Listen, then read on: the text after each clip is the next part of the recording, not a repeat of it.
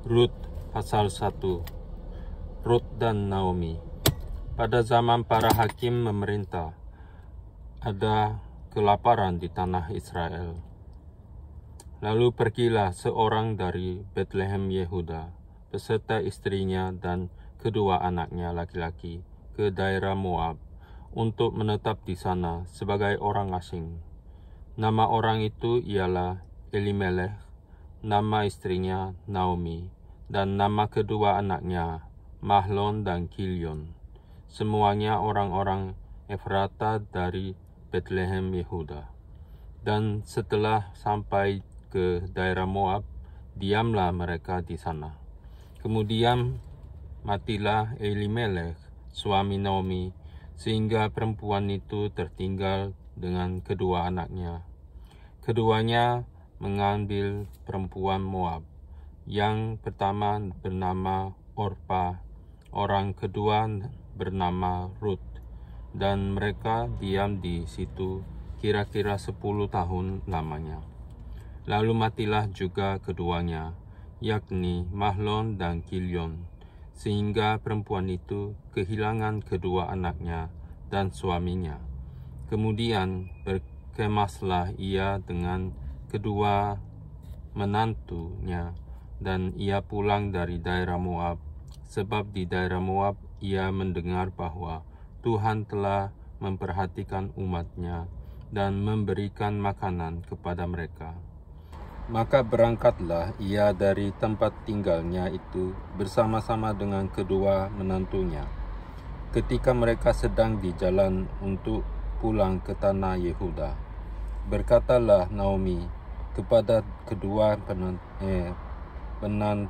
menantunya itu, "Pergilah, pulanglah masing-masing ke rumah ibunya. Tuhan kiranya menunjukkan kasih-Nya kepadamu seperti yang kamu tunjukkan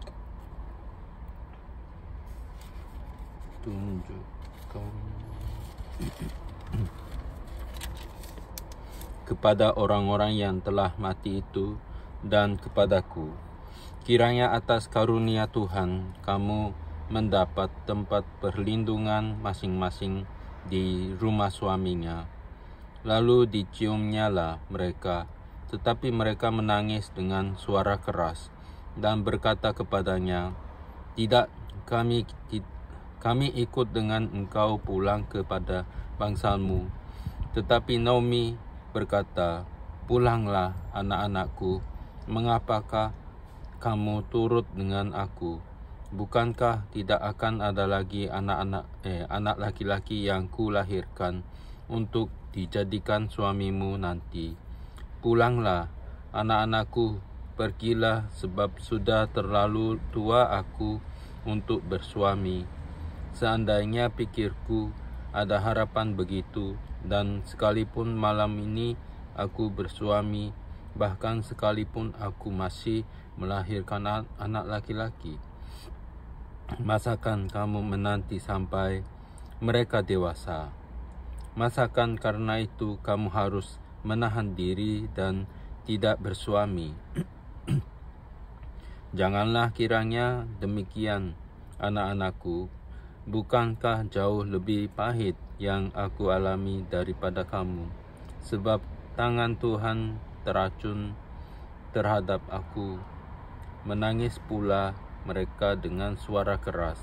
Lalu Orpa mencium mertuanya itu, meminta diri, tetapi Rut tetap berpaut padanya. Berkatalah Naomi, "Telah pulang iparmu kepada bangsanya dan kepada para allahnya. Pulanglah mengikuti iparmu itu." Tetapi kata Rut, "Janganlah desak aku meninggalkan engkau dan pulang dengan tidak mengikuti engkau. Sebab kemana engkau pergi, ke situ jagalah aku pergi, dan situ jugalah aku pergi. Dan di mana engkau bermalam, di situ jugalah aku bermalam. Bangsamu lah bangsaku, dan Allahmu lah Allahku." Di mana engkau mati, aku pun mati di sana, dan di sanalah aku dikuburkan. Beginilah kiranya Tuhan menghukum aku, bahkan lebih lagi daripada itu, jikalau sesuatu apapun memisahkan aku dari engkau, selain daripada maut. Ketika Naomi melihat bahwa Rut berkeras untuk ikut bersama-sama dengan dia, berhentilah ia berkata-kata kepadanya. Dan berjalanlah keduanya sampai mereka tiba di Betlehem. Ketika mereka masuk ke Betlehem, gemparlah seluruh kota itu, karena mereka dan perempuan-perempuan berkata, "Naomikah itu?" Tetapi ia berkata kepada mereka, "Janganlah sebutkan aku Naomi, sebutkanlah aku Mara, sebab Yang Maha Kuasa telah melakukan banyak yang pahit kepadaku. Dengan tangan yang penuh aku pergi, tetapi dengan tangan yang kosong Tuhan memulangkan aku. Mengapakah kamu menyebutkan aku Naomi? Karena Tuhan telah naik saksi menentang aku, dan Yang Maha Kuasa telah mendatangkan malapetaka kepadaku." Demikianlah Naomi pulang bersama-sama dengan Rut, perempuan Moab itu, menantunya yang turut pulang dari daerah Moab. Dan sampailah mereka ke Betlehem pada permulaan musim menuai jelai. Pasal 2. Rut bertemu dengan Boas. Naomi itu mempunyai seorang sanak dari pihak suaminya, seorang yang kaya raya dari kaum Elimelech, namanya Boas. Maka Rut, perempuan Moab itu, berkata kepada Naomi, "Biarkanlah aku pergi ke ladang memungut bulir-bulir jelai di belakang orang yang murah hati kepadaku." Dan sahut Naomi kepadanya, "Pergilah anakku." Pergilah ia lalu sampai di ladang dan memungut jelai di belakang penyabit. Kebetulan ia berada di tanah milik Boas dan berasal dari kaum Elimelech. Lalu datanglah Boas dari Betlehem. Ia berkata kepada penyabit-penyabit itu, "Tuhan kiranya menyertai kamu." Jawab mereka kepadanya, "Tuhan kiranya memberkati tuan." Lalu kata Boas kepada bujangnya yang mengawasi penyabit-penyabit itu, "Dari manakah perempuan ini?" Bujang yang mengawasi penyabit-penyabit itu menjawab, "Ia adalah seorang perempuan Moab. Ia pulang bersama-sama dengan Naomi dari daerah Moab. Tadi ia berkata, 'Izinkanlah kiranya aku memungut dan mengumpulkan jelai dari antara berkas-berkas jelai ini di belakang penyabit-penyabit.' Begitulah ia datang dan terus sibuk dari pagi sampai sekarang, dan seketika pun ia tidak berhenti." Sesudah itu berkatalah Boas kepada Rut, "Dengarlah dahulu, anakku, tidak usah engkau pergi memungut jelai ke ladang lain, dan tidak usah juga engkau pergi dari sini, tetapi tetaplah dekat pengerja-pengerjaku perempuan. Lihat saja ke ladang yang sedang disabit orang itu.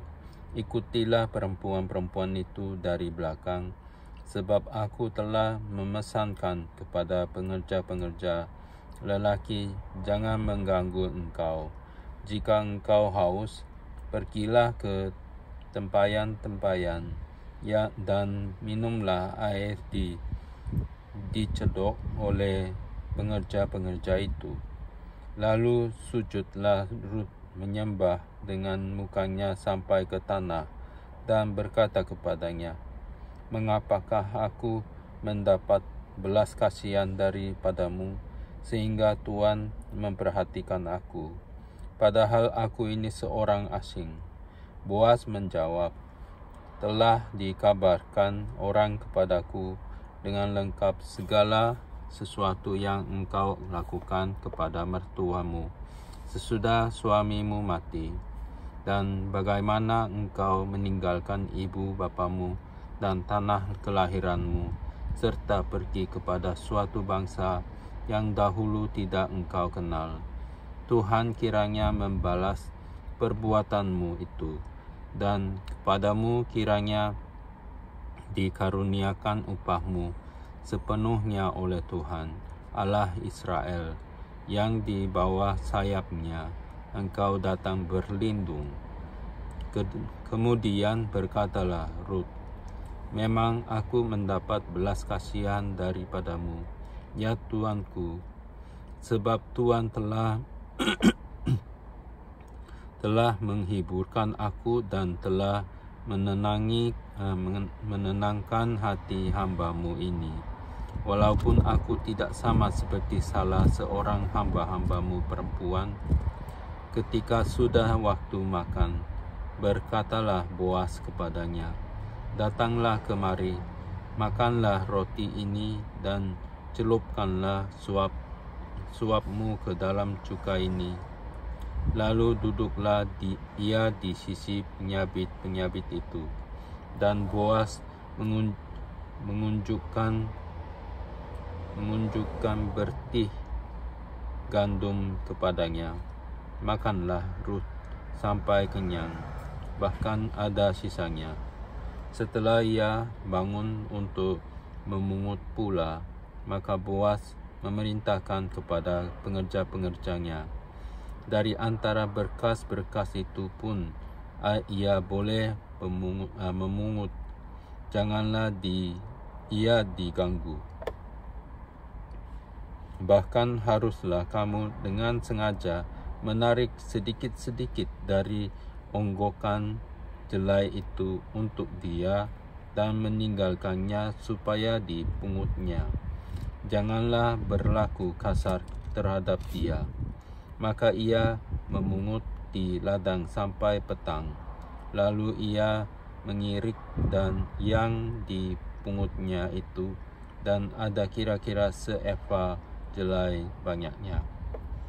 Diangkatnyalah itu, lalu masuklah ia ke kota.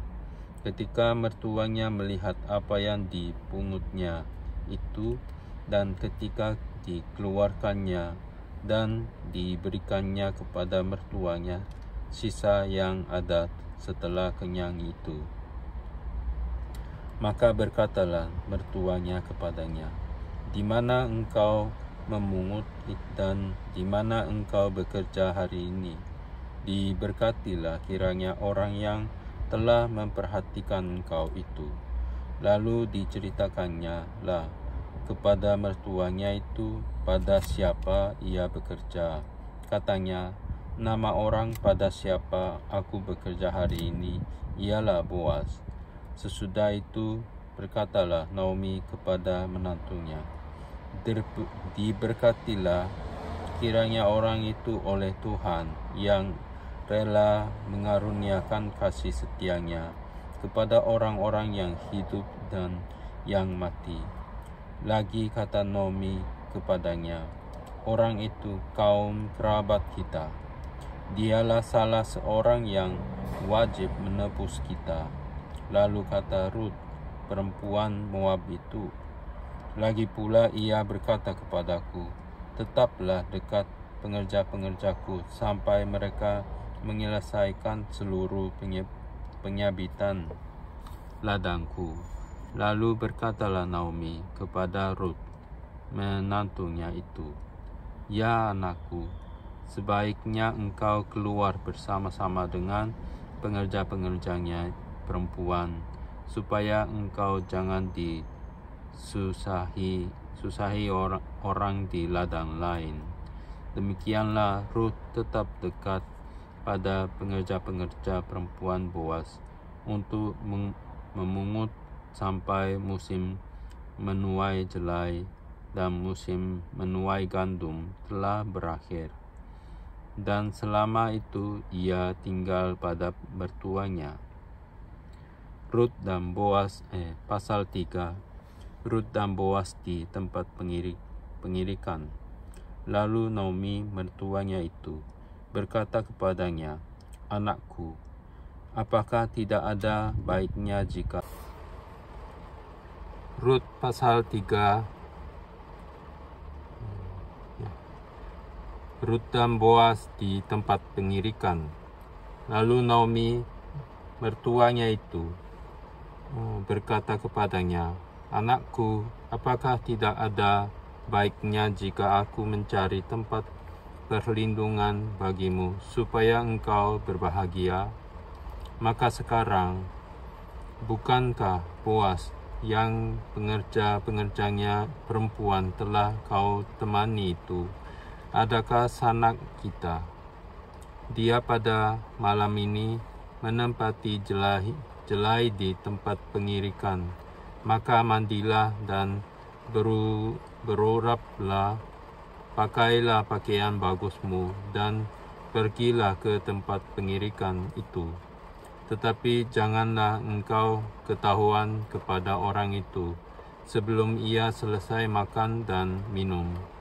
Jika ia membaringkan diri tidur, haruslah engkau perhatikan baik-baik tempat ia berbaring. Kemudian datanglah dekat, singkapkanlah selimut dari kakinya, dan berbaringlah di sana. Maka ia akan memberitahukan kepadamu apa yang harus kau lakukan." Lalu kata Rut kepadanya, "Segala yang engkau katakan itu akan kulakukan." Sesudah itu pergilah ia ke tempat pengirikan dan dilakukannya lah tepat seperti yang diperintahkan mertuanya kepadanya. Setelah Boas habis makan dan minum dan hatinya gembira, datanglah ia untuk membaringkan diri tidur pada ujung timbunan jelai itu. Kemudian datanglah perempuan itu dekat dengan diam-diam, disingkapkannya lah selimut dari kaki Boas, dan berbaringlah ia di situ. Pada waktu tengah malam, dengan terkejut terjagalah orang itu, lalu meraba-raba ke sekelilingnya, dan ternyata ada seorang perempuan berbaring di sebelah kakinya. Bertanyalah ia, "Siapakah engkau ini?" Jawabnya, "Aku Rut, hambamu. Kembangkanlah kiranya sayapmu melindungi hambamu ini, sebab engkaulah seorang kaum yang wajib menebus kami." Lalu katanya, "Diberkatilah kiranya engkau oleh Tuhan, ya anakku. Sekarang engkau menunjukkan kasih-Mu lebih nyata lagi daripada yang pertama kali itu, karena engkau tidak mengejar orang-orang muda, baik yang miskin maupun yang kaya. Oleh sebab itu, anakku, janganlah takut. Segala yang kau katakan itu akan kulakukan kepadamu, sebab setiap orang dalam kota kami tahu bahwa engkau seorang perempuan baik-baik. Maka sekarang memang aku seorang kaum yang wajib menebus. Tetapi walaupun demikian, masih ada lagi seorang penebus yang lebih dekat daripadaku. Tinggallah di sini malam ini, dan besok pagi jika ia mau menebus engkau, baik biarlah ia menebus. Tetapi jika ia tidak suka menebus engkau, maka akulah yang akan menebus engkau. Demi Tuhan yang hidup, berbaring sajalah tidur sampai pagi. Jadi berbaringlah ia tidur di sebelah kakinya sampai pagi. Lalu bangunlah ia sebelum orang dapat kenal mengenal. Sebab kata Boas, janganlah diketahui orang bahwa seorang perempuan datang ke tempat pengirikan. Lagi katanya, berikanlah selendang yang engkau pakai itu, dan tadahkanlah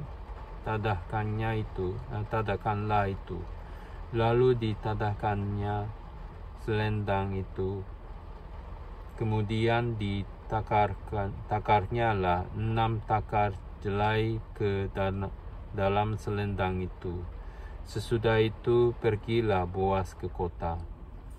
Setelah perempuan itu sampai kepada mertuanya, berkatalah mertuanya itu, "Bagaimana anakku?" Lalu diceritakannya lah semua yang dilakukan orang itu kepadanya, serta berkata, "Yang 6 takar jelai ini diberikannya kepadaku, sebab katanya, engkau tidak boleh pulang kepada mertuamu dengan tangan hampa."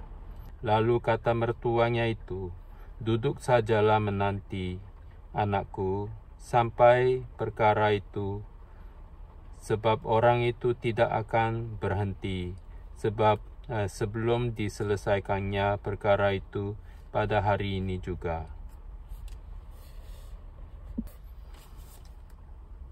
Rut pasal 4. Rut menjadi istri Boaz. Boaz telah pergi ke pintu gerbang dan duduk di sana. Kebetulan lewatnya penebus yang disebutkan Boaz itu. Lalu berkatalah Boaz, "Hai saudara, datanglah dahulu kemari, duduklah di sini." Maka datanglah ia, lalu duduk. Kemudian dipilihnya lah 10 orang dari para tua-tua kota itu, dan berkata, "Duduklah kamu di sini." Maka duduklah mereka.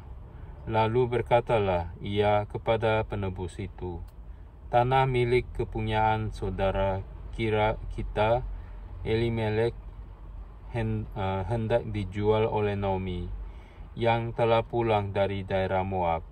Jadi pikirku, baik juga hal itu ku sampaikan kepadamu sebagai berikut. Belilah tanah itu di depan orang-orang yang duduk di sini dan di depan para tua-tua bangsa kita. Jika engkau mau menebusnya, tebuslah. Tetapi jika engkau tidak mau menebusnya, beritahukanlah kepadaku, supaya aku tahu, sebab tidak ada orang yang dapat menebusnya kecuali engkau, dan sesudah engkau aku." Lalu berkatalah ia, "Aku akan menebusnya." Tetapi kata Boaz, "Pada waktu engkau membeli tanah itu dari tangan Naomi, engkau memperoleh Rut juga, perempuan Moab, istri orang yang telah mati itu, untuk menegakkan nama orang itu di atas milik pusakanya." Lalu berkatalah penebus itu, "Jika demikian, aku ini tidak dapat menebusnya, sebab aku akan merusakkan milik pusakaku sendiri. Aku mengharap engkau menebus apa yang seharusnya aku tebus, sebab aku tidak dapat menebusnya." Beginilah kebiasaan dahulu di Israel dalam hal menebus dan menukar. Setiap kali orang hendak menguatkan sesuatu perkara, maka yang seorang menanggalkan kasutnya sebelah dan memberikannya kepada yang lain. Demikianlah caranya orang mensahkan perkara di Israel. Lalu penebus itu berkata kepada Boaz, "Engkau saja yang membelinya," dan ditanggalkannya lah kasutnya. Kemudian berkatalah Boaz kepada para tua-tua dan kepada semua orang di situ, kamulah pada hari ini menjadi saksi bahwa segala milik Elimelech dan segala milik Kilion dan Mahlon aku beli dari tangan Naomi. Juga Rut, perempuan Moab itu, istri Mahlon, aku peroleh menjadi istriku untuk menegakkan nama orang yang telah mati itu di atas milik pusakanya. Demikianlah nama orang itu tidak akan lenyap dari antara saudara-saudaranya dan dari antara warga kota. Kamulah pada hari ini menjadi saksi, dan seluruh orang banyak yang hadir di pintu gerbang, dan para tua-tua berkata, kamilah menjadi saksi. Tuhan kiranya membuat perempuan yang akan masuk ke rumahmu itu sama seperti Rachel dan Lea, yang keduanya telah membangunkan umat Israel. Biarlah engkau menjadi makmur di Efrata, dan biarlah namamu termasyhur di Bethlehem. Keturunanmu kiranya menjadi seperti keturunan Peres yang dilahirkan Tamar bagi Yehuda, oleh karena anak-anak yang akan diberikan Tuhan kepadamu dari perempuan muda ini. Lalu Boas mengambil Rut, dan perempuan itu menjadi istrinya, dan dihampirinya lah dia. Maka atas karunia Tuhan, perempuan itu mengandung, lalu melahirkan seorang anak laki-laki. Sebab itu, perempuan-perempuan berkata kepada Naomi, terpujilah Tuhan yang telah rela menolong engkau pada hari ini dengan seorang penebus. Termasyhurlah kiranya nama anak itu di Israel, dan dialah yang akan menyegarkan jiwamu dan memelihara engkau pada waktu rambutmu telah putih, sebab menantumu yang mengasihi engkau telah melahirkannya, perempuan yang lebih berharga bagimu dari 7 anak laki-laki. Dan Naomi mengambil anak itu serta meletakkannya pada pangkuannya, dan dialah yang mengasuhnya. Dan tetangga-tetangga perempuan memberi nama kepada anak itu, katanya, pada Naomi telah lahir seorang anak laki-laki. Lalu mereka menyebutkan namanya Obed. Dialah ayah Isai, ayah Daud. Silsilah Daud. Inilah keturunan Peres. Peres memperanakkan Hezron. Hezron memperanakkan Ram. Ram memperanakkan Aminadab.